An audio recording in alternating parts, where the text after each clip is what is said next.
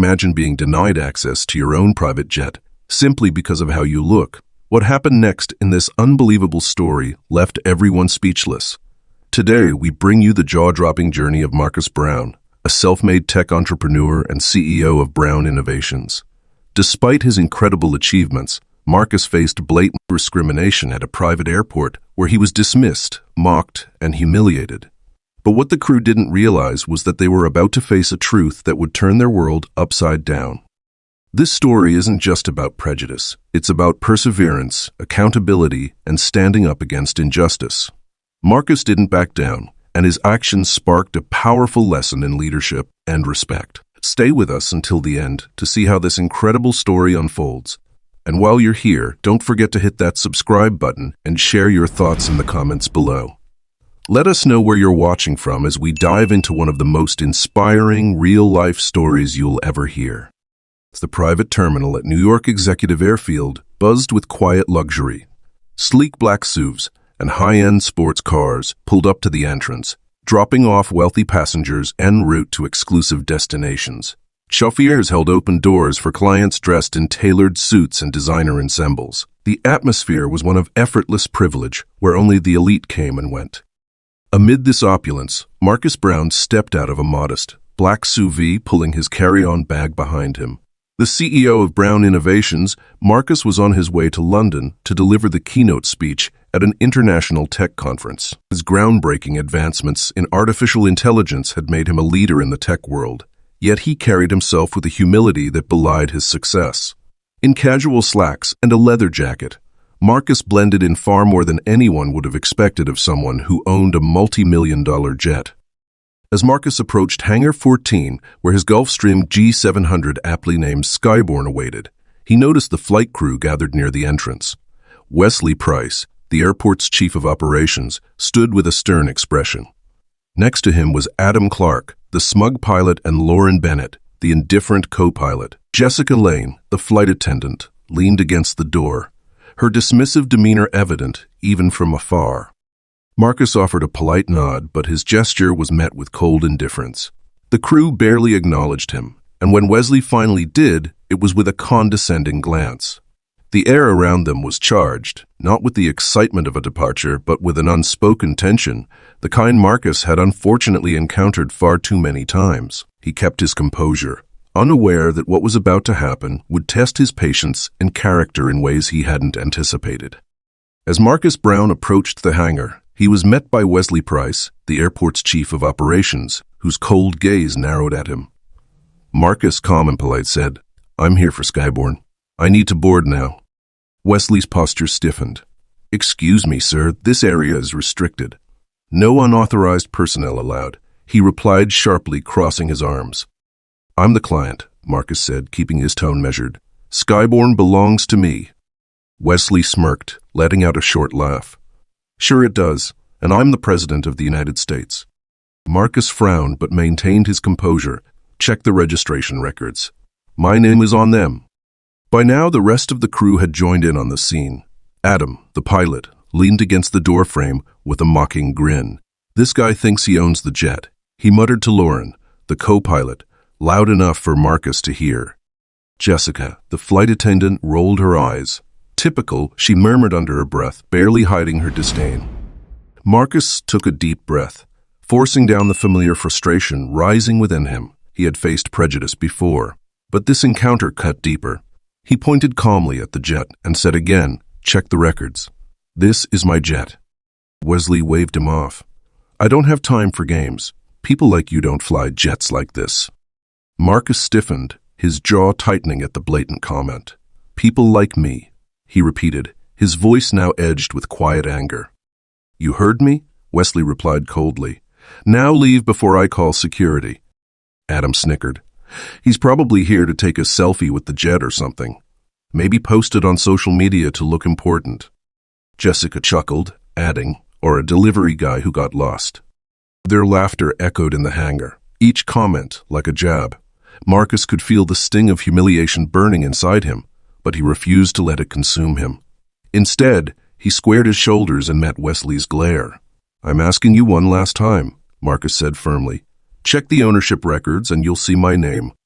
Wesley crossed his arms defiantly. I don't care what story you're spinning. You don't belong here. Marcus stood still for a moment, weighing his options. He considered walking away and calling his assistant to clear up the confusion, but something inside him refused to back down. He wasn't just defending his ownership of the jet, he was standing up against the prejudice he had endured time and time again. Finally, he pulled out his phone and scrolled through his contacts. With a calm, steady voice, he called his assistant. Rachel, I need you to send Skyborne's ownership documents to the operations office immediately. Copy the legal team as well. He ended the call and slipped the phone into his pocket, his expression unshaken. We're about to settle this, Marcus said, his voice resolute as he turned back to Wesley. The crew exchanged uneasy glances, but Wesley remained defiant. Marcus, however, was done playing by their rules. He had fought too hard and achieved too much to let ignorance like this dictate his day. Let's see how you handle the truth, Marcus muttered under his breath, waiting with quiet determination for the documents that would change everything. As Marcus stood near the hangar, his phone buzzed. The ownership documents for Skyborne had been sent to the operations office just as he requested. He glanced at Wesley, who was still standing smugly with his arms crossed, oblivious to what was coming. Moments later, a young assistant from the operations office hurried over, clutching a folder. Mr. Brown? She asked, slightly out of breath. That's me, Marcus replied calmly, taking the folder from her. Wesley's smirk faltered as Marcus handed him the documents. Take a look, Marcus said firmly. You'll find my name on every page. Wesley flipped through the papers, his expression shifting from disbelief to embarrassment. The one smug pilot, Adam, leaned over to glance at the folder, and his face turned pale. Lauren and Jessica exchanged nervous glances, realizing the gravity of their mistake. This can't be, Wesley stammered. You own Skyborne? I told you that from the beginning, Marcus replied, his tone steady but cutting, and you chose to ignore me. Jessica stepped forward, her voice shaking. Mr. Brown, we didn't mean... Marcus raised a hand, silencing her. You dismissed me, mocked me, and treated me as if I didn't belong. This wasn't a misunderstanding. It was blatant prejudice, and I won't tolerate it. Turning to the entire crew, Marcus spoke with quiet authority. All of you off my jet. Now.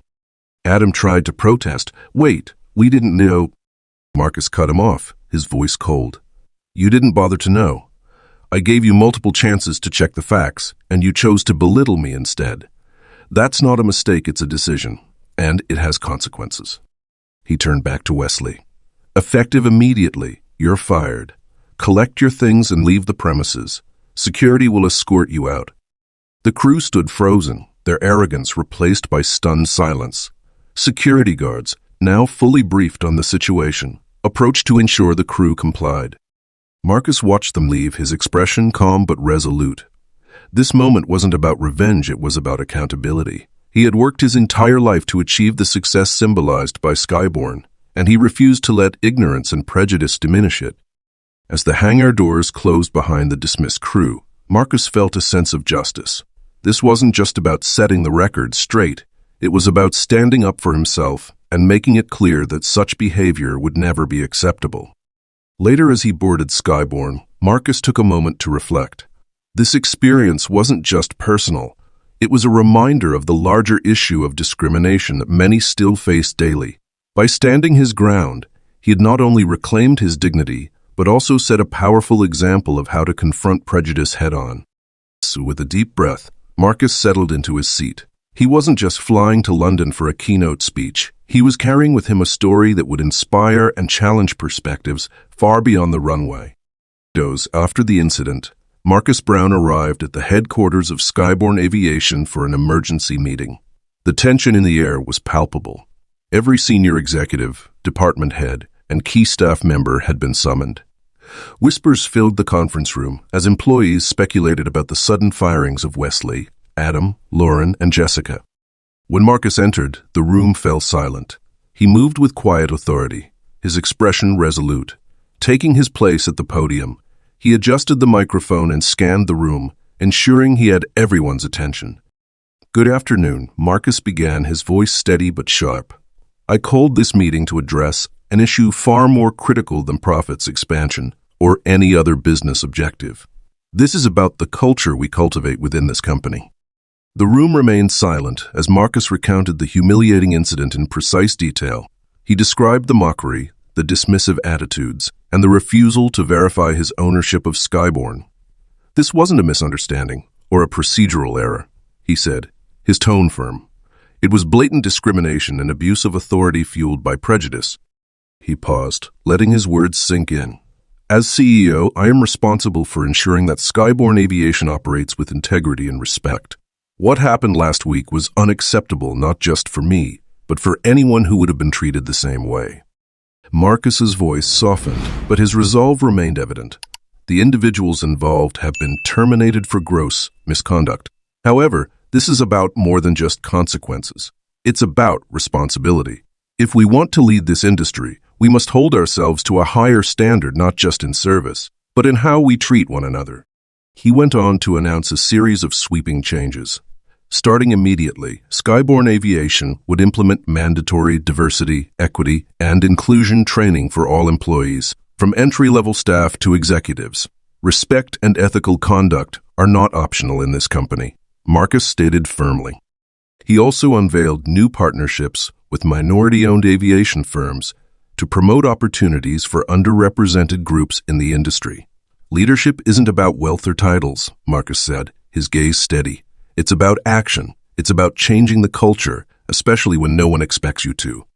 His words resonated deeply with the room, drawing a mix of admiration and introspection from the staff. Many realized that this wasn't just a response to a single incident. It was the start of a company-wide transformation. In the weeks that followed, Skyborn Aviation began rolling out its new initiatives.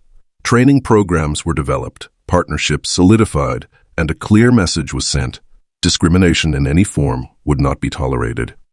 For Marcus, this wasn't just about addressing what had happened to him. It was about creating a legacy of accountability and change. His actions proved that true leadership is measured not by power, but by the willingness to confront injustice and inspire progress. Marcus Brown's experience at the private airfield wasn't just an isolated incident, it was a reflection of broader, deeply ingrained societal issues. Discrimination in professional settings, whether overt or subtle, remains a persistent challenge that many face daily. For Marcus, this incident wasn't simply about being denied access to his jet. It was about confronting the stereotypes and biases that too often dictate how people are treated based on appearances. This story resonates with countless individuals who have faced similar treatment. Studies show that workplace discrimination remains a significant issue in many industries. For example, a 2023 survey by the Center for Workplace Diversity revealed that over 60% of employees in the U.S. reported witnessing or experiencing bias in professional environments. Incidents range from microaggressions to outright prejudice, and the effects can be deeply damaging, both emotionally and professionally. What makes Marcus's story so powerful is not just the injustice he endured, but how he chose to respond. Instead of walking away or allowing the incident to be brushed under the rug, Marcus took decisive action. He didn't just stand up for himself, he set a precedent for others to follow. This is a critical lesson for anyone facing discrimination. Silence allows prejudice to persist, but action can lead to change. Marcus's resilience in the face of such blatant disrespect is a testament to his character. As a leader, he understood the importance of confronting the issue head-on. His decision to fire the crew wasn't about revenge. It was about accountability. By addressing the problem directly, he sent a clear message that discrimination, in any form, would not be tolerated.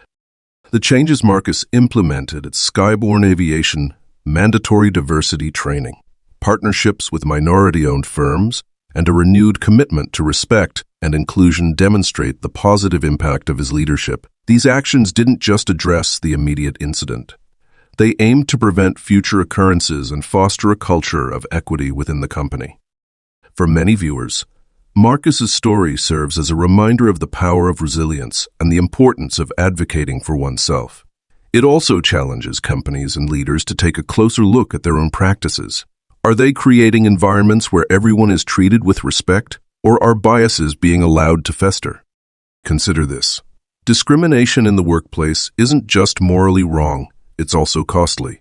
Research shows that companies with diverse and inclusive cultures outperform their competitors by 35 and are more likely to retain top talent. Yet, many organizations still struggle to implement meaningful change. Marcus's approach offers a blueprint for others to follow. Start with accountability, address the root causes, and create opportunities for marginalized groups to thrive. Another critical takeaway from this story is the importance of challenging stereotypes. Marcus, a self-made entrepreneur and tech visionary, achieved remarkable success, yet he was judged solely on his appearance. This isn't uncommon. Studies indicate that biases against individuals based on race, gender, or socioeconomic background can impact hiring decisions, promotions, and everyday interactions. By sharing his experience, Marcus not only shed light on these issues, but also inspired others to reflect on their own behaviors and assumptions. His public speech at the Aviation Summit encapsulated this perfectly. Leadership isn't about wealth or power. It's about action. You change a culture by standing up, especially when no one expects you to. Marcus's journey is a powerful reminder that real progress starts with individuals who are willing to take a stand. His actions didn't just change his company. They set an example for an entire industry. For anyone watching, his story is a call to action, to challenge prejudice, advocate for equality, and build a future where respect and fairness are the norms, not the exceptions. As we reflect on Marcus's story, let's also think about how we can apply these lessons in our own lives. Have you witnessed or experienced discrimination? How did you respond? Share your thoughts in the comments below. Your voice matters, and together, we can inspire the change we want to see. Marcus Brown's story is more than just an account of overcoming prejudice. It's a powerful lesson in leadership, accountability, and the courage to stand up against discrimination. From being dismissed and mocked at the airport to revealing the truth about his ownership of Skyborne, Marcus's actions sent a resounding message. Respect and integrity are non-negotiable. His decisive response didn't just address the injustice he faced.